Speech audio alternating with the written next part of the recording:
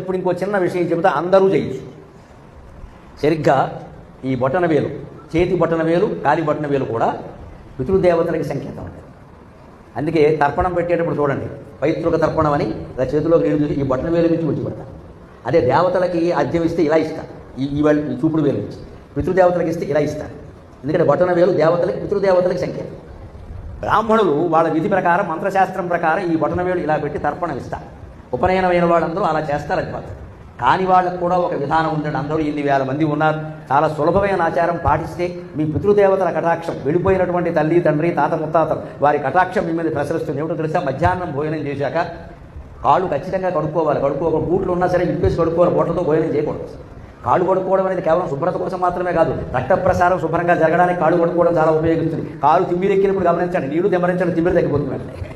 కాలు కానీ వేలు కానీ తిమ్మిరెక్కితే నీటిలో ముచ్చండి తగ్గిపోతుంది వెంటనే. అంటే కాళ్ళు కడుక్కుంటే